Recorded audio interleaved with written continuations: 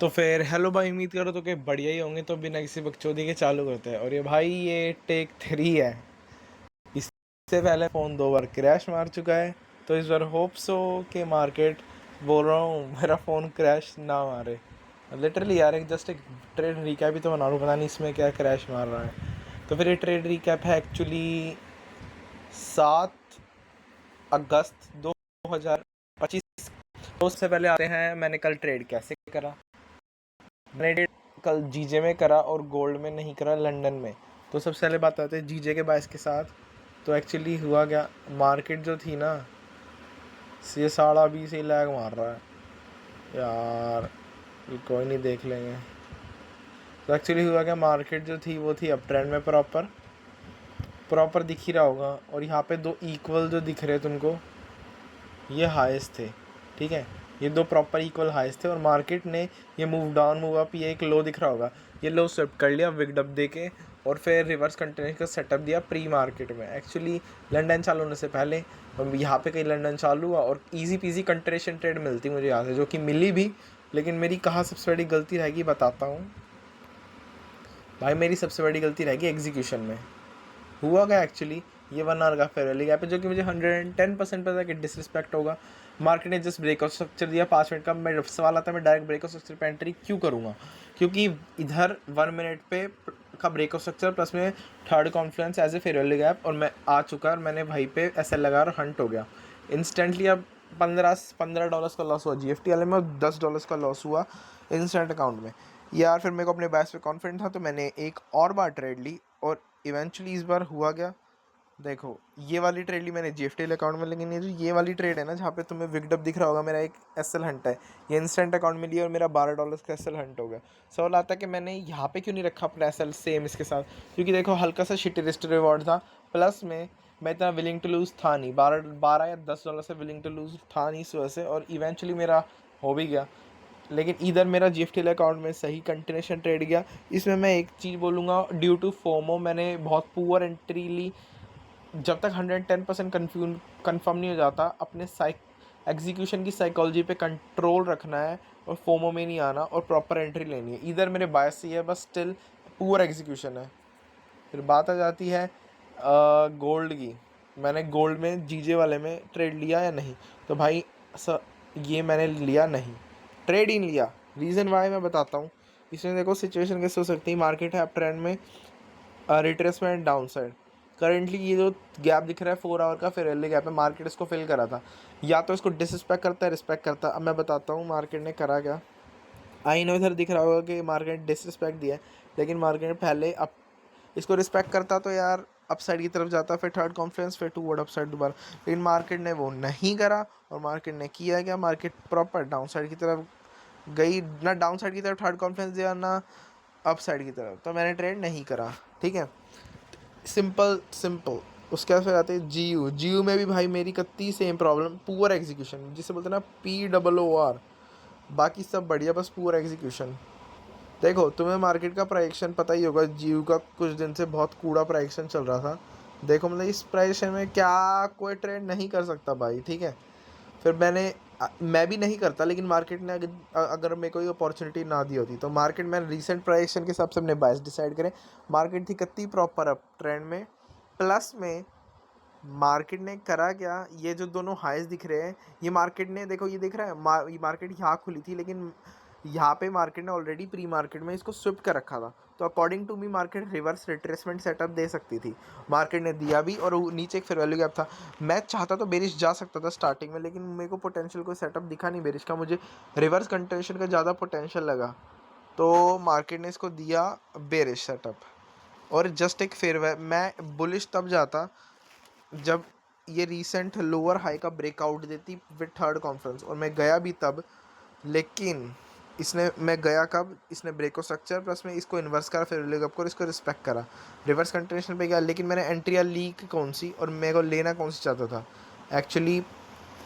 अरे यार, ये हटाओ और ये हटाओ, ये ऑप्टिमल सेटअप में ये वाला लेना चाहता था। जस्ट जब ये कैंडल ने विगडप दिया, मैं सोचा था ले लूँ, लेकिन ड्यू टू फकडअप यार मार्केट छूटते ही अपसाइड से ली, और फिर मेरे को मजबूरी में ये एंट्री लेनी पड़ी। अब हुआ क्या बताता हूँ।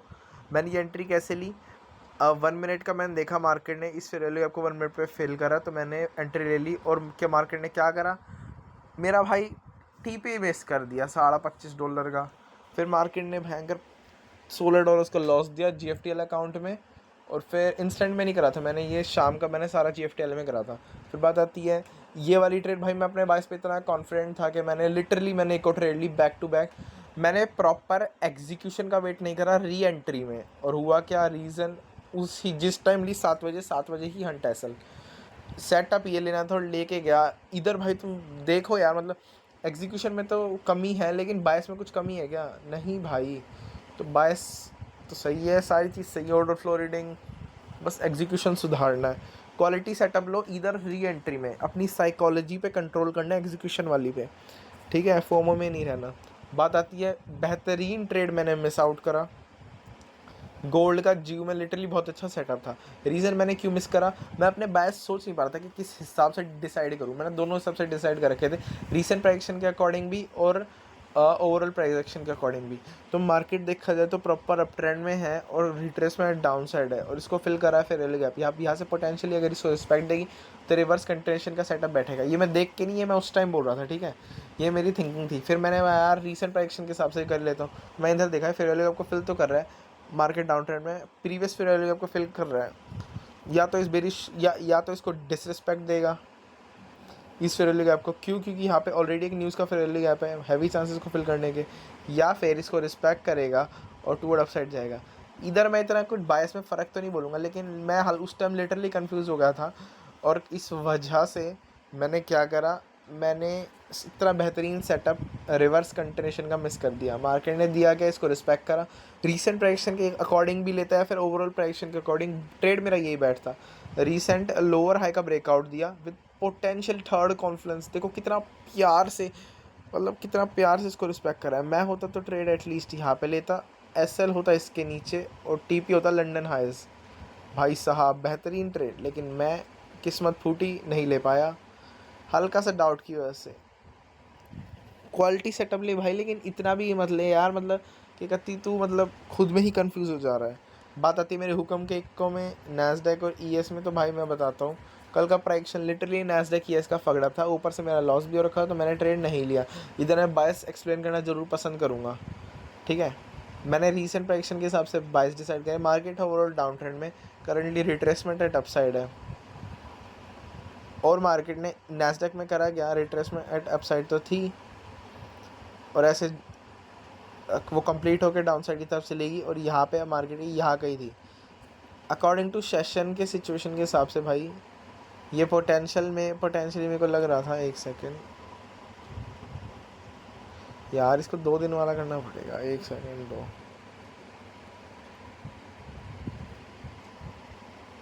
ये मुझे पोटेंशियली पता है क्या लग रहा था, देखो लंदन का रिवर्सल न्यूयॉर्क का कंटिन्यूएशन, प्लस में एक ऐसा पर्टिकुलर पॉइंट जैसे ये दोनों लो जहाँ पे न्यूयॉर्क रिवर्सल मार सकती है, मुझे ये लग रहा था। लेकिन इवेंचुअली हुआ नैस्डैक में क्या हुआ, मार्केट ने छूटते ही हाईज क्लेम कर लिए, ठीक है। लेकिन ES में क्या हुआ, मार्केट ने same situation, retracement down side upside की तरफ कंप्लीट, और मार्केट टूवर्ड डाउन साइड गई, लेकिन हल्की सी यहाँ पे। नैस्डैक में हाईज क्लेम हुए यहाँ के, और ES में ये वाले लोज क्लेम हुए, तो मैं हल्का सा कंफ्यूज हो गया भाई। फिर मैंने देखा हुआ क्या, इनने SMTs बना रखे हैं, इधर एक हाई और एक लोअर हाई, और इधर देखा जाए तो एक हाई और एक हायर हाई। तो मार्केट ने जस्ट अपने वो, ये देखा जाए तो लैगिंग कौन सा था, लैगिंग था नैस्डैक, और नैस्डैक ने अपने भाई लोज क्लेम नहीं करे, ES ने कर लिए। तो भाई मेरे कल का कूड़ा प्राइक्शन लगा मुझे, मेरे को कुछ लिटरली मेरे को ढंग से समझ नहीं आया। ऊपर से हफ्ता भी थोड़ा लसन है, ना कोई न्यूज़ ना वॉल्टिलिटी, प्राइक्शन बहुत ज़्यादा चॉपी। कल फ्राइडे है, कल मुश्किल ही ट्रेड करूँगा, और आज है थर्सडे, तो भाई आज भी मुश्किल ही ट्रेड करूँगा। रीज़न वाई करूँगा, ट्रेड ज़रूर करूँगा अगर मार्केट अपॉर्चुनिटी देगी, लेकिन आज न्यूज़ भी है, ठीक है। तो भाई मेरे को लिटरली कुछ समझ नहीं आया, कसम से कुछ समझ नहीं आया। मतलब मार्केट देखो ना, यहाँ पे हाईज क्लेम कर लिए, ठीक है, कोई दिक्कत की बात नहीं, लेकिन फिर ES में भाई लोज क्लेम क्यों करें। चलो लोज क्लेम तो कर लिए, लेकिन फिर यहाँ पे SMT दे दिए, इस बात से मैं बिल्कुल वैलिड करूँगा। ये मैंने SMT देखे, लो और एक लोअर लो, और इसमें लो और एक हायर लो, किस बेसिस पे दे रहे हैं यार?